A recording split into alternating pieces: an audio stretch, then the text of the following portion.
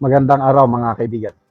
Bigyan natin ng reaction opinion itong post ni ex-Congressman Kiko Barsaca.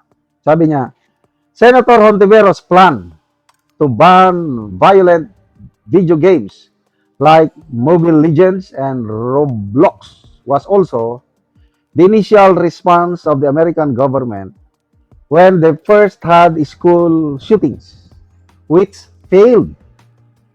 You cannot fix an issue involving legislation and firearms regulation by censoring video games, and Senator Hontiveros is unable to understand that.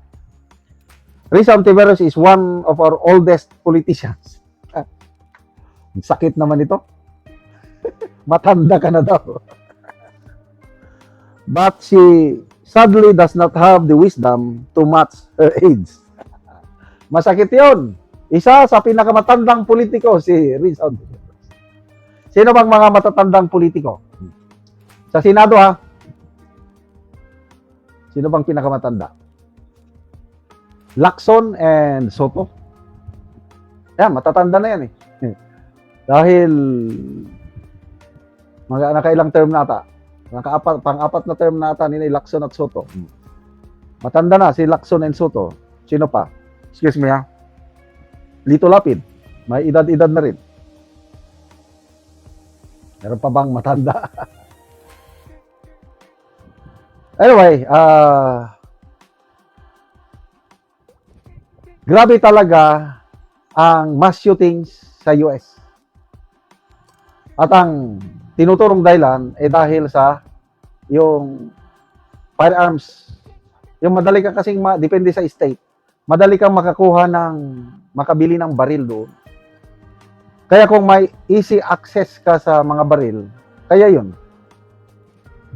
Maraming mga nangyari na mass shooting. So, kung i-regulate nila yung mga violent games sa internet, malayo. Hindi yun ang ano. Dapat ang i-regulate nila yung licensing ng firearms. Hindi ka pwedeng magano doon. Ang dami ng mga presidente gustong pakialaman yung parang ilimit yung pagbili ng firearms, and they failed. Kasi may mga state talagang normal sa kanilang pagdadala ng armas. Saan ba yun? Nevada ba yun? Texas ba? Ano? Gasolinahan, no? Ano talaga ng caliber 45? Naka-holster. Open na magdadala sila ng baril. Nakakatakot niya eh. Babae man o lalaki, basta may edad na. Yung hindi na minor de edad. Ganon. Nakakita ko. Malala ko nung kabataan ko pa, nung hindi pa nagmartial law. Ganon din. Lugar namin sa La Union, ang daming mga goons nagdadala ng baril. Kaya nagpasalamat ako nung madeklara ang martial law. Lahat ng mga baril kailangan mong isurrender. Kasi pag hindi, delikado ka. Ayun. Biglang tumahimik ang lugar namin dahil maganda yung ginawa ng Pangulong Marcos Sr., martial law, na wala yung mga goons na nagdadala ng baril kahit saan. So, balik tayo dito. Malaking problema talaga ito sa kabataan natin. Baka nga itong nangyari sa Tacloban City na mass shooting, pag hindi ito maagapan, baka meron na naman. At ang problema dyan is hindi yung mga, not so much on video games, yung mga laro. It is more on the family. Pag mahina ang pundasyon sa pamilya, mahina ang, lalo na yung biblical foundation.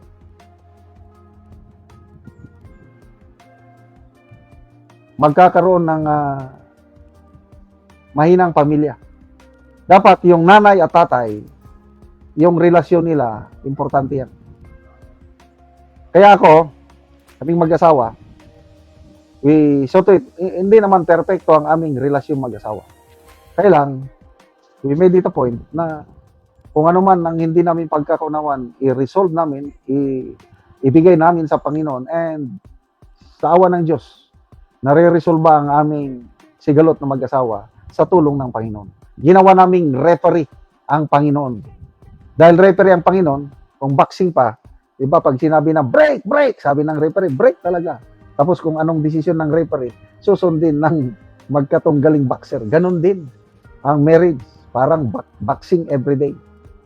So, nabantay namin, kaming mag-asawa, dahil sa relasyon namin sa Diyos, isinurrender namin ang aming marriage sa Panginoon.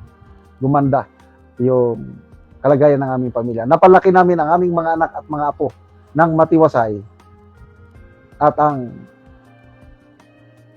tagumpay na ito dahil sa pamumuno ng Panginoong Hesus sa aming pamilya. So again, it all revolves on the family. Dapat ang Diyos, Panginoong Hesus, ang maghari sa ating mga pamilya. Para ang ating mga kabataan, mag-guide natin sa kanila. Importante yung biblical teaching. Dahil kung ang bata maturuan natin na may takot sa Diyos, makakaiwas sila sa mga ganyang pangyayari. So, good luck, Senator Hontiveros, sa inyong pagtalakay sa isyong ito.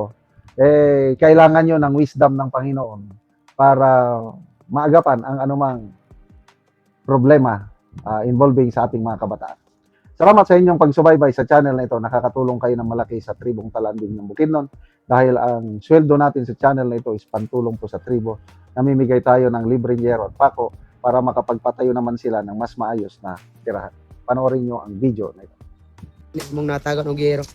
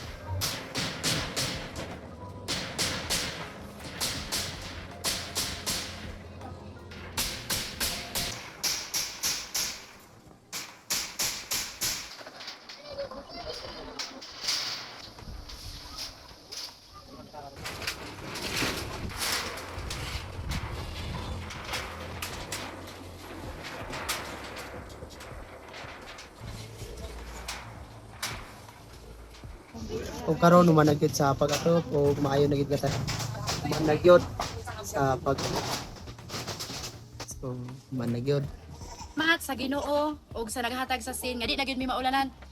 Og tungod sa among kakulang wa gyud mi nakapalit og yero.